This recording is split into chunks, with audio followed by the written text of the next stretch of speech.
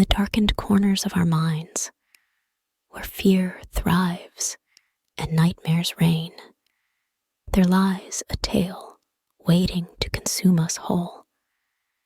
Brace yourself, for within these words lies the gateway to a world where terror knows no bounds. It was just gathering dust on a shelf at the pawn shop, an ancient-looking video game cartridge with a strange symbol on it that resembled an eye. "Don't remember getting that one in," the clerk said with a shrug when I brought it up to the counter. A couple of bucks for a piece of video game history seemed like a steal to me. When I got it home, I blew into the cartridge's slot to dislodge any dust or debris, just like we always did back in the 8 and 16-bit era. I fired up my vintage game system I'd picked up for nostalgia's sake, popped the mysterious cartridge in, and settled onto the couch, controller in hand. At first, the graphics and music seemed fairly typical of games from that era. 2D sprites, chiptune soundtrack, simple but fun gameplay. I was a warrior venturing into a dark forest, fighting blobs and skeletons with my sword.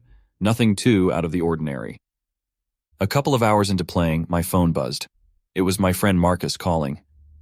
"Hey man, you free tonight? Want to grab some dinner?" he asked. "Sorry dude, can't tonight. I'm totally hooked on this crazy old game I found," I replied. "I'll have to take a rain check." "A game? From when, like the 80s? Marcus laughed. "Whatever, your loss. See you later, hermit." I tapped the end call icon as the screen flashed with a level 2 complete message in the game. Something seemed off. I could almost swear the background music took on a sinister tone as my character delved deeper into the gnarled, foreboding forest. Shrugging it off as my imagination, I kept playing. The enemies grew more disturbing, jeering goblins, bug-like monstrosities, wolves with glowing red eyes. As night fell outside my window, my TV seemed to grow brighter and more vivid, filling the darkened room with the game's unsettling imagery. I caught myself jumping at a few surprise enemy ambushes.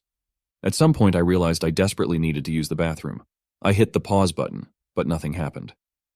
The game kept running. I hit it again, and again, hammering the button frantically. No response whatsoever. The red pause indicator never appeared in the corner. Heart racing, I tried to set the controller down, intending to just get up and use the bathroom, but my hands seemed locked in place, clutching the controller in a death grip I couldn't shake. My character continued marching forward automatically, battling foes as they appeared. Okay, this isn't funny," I said out loud, panic rising in my chest. "Very funny, Marcus. Hacking my game as a prank. You got me good." No response except the game's eerie soundtrack continuing to loop in my surround sound speakers.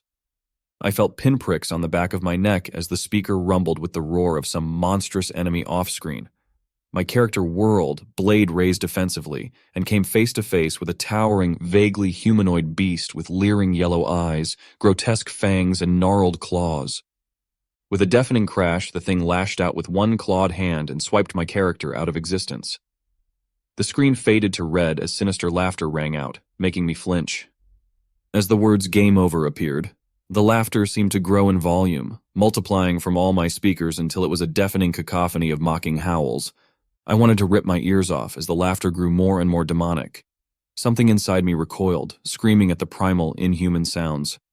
Tears were streaming down my face as the laughter hit an unbearable crescendo.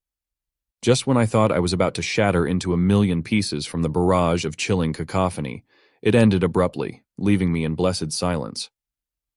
Only the game's title screen remained on my TV with a simple, chilling tagline, "The Immersion awaits." Before I could process what was happening, the screen glitched to static and my living room was plunged into total darkness.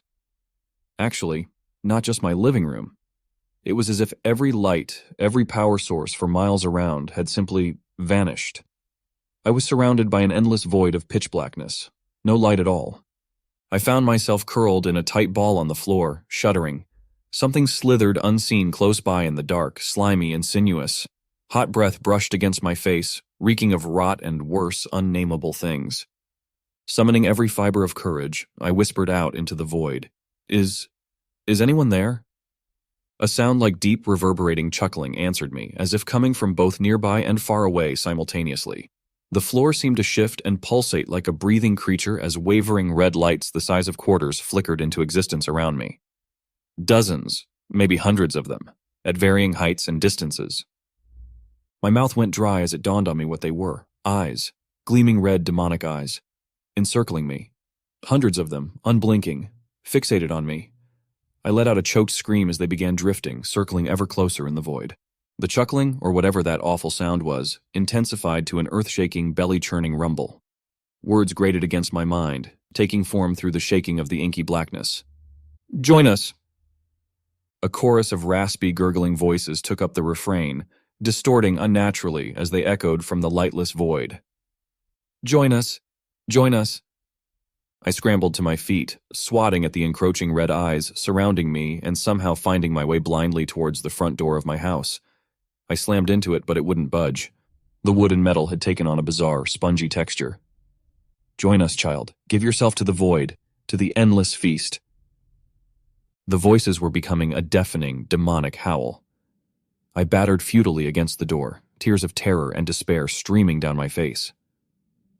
On the other side, the writhing, prowling eyes encircled ever tighter. "No, no, no!" I screamed until my voice gave out, just as the first row of red eyes came in close enough for me to make out the slick, dripping fangs below them. My fists burst through the yielding doorway with a loud crunch of shattering material. I tumbled outside and sucked in great lungfuls of cool night air.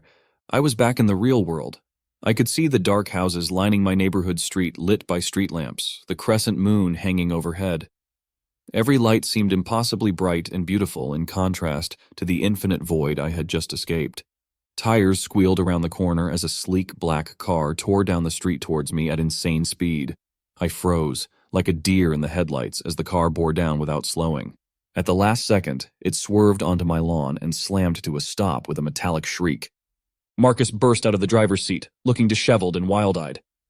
"Oh, thank God I found you. You have to get as far away from here as possible. It's not safe." Despite his panic, I was already laughing deliriously with relief. "Marcus, I knew it was you, messing with my game, putting on some crazy VR prank show or something." "Again?" His expression hardened, and he grabbed my shoulders, shaking me roughly. "No, dude, listen to me. This isn't some game or prank.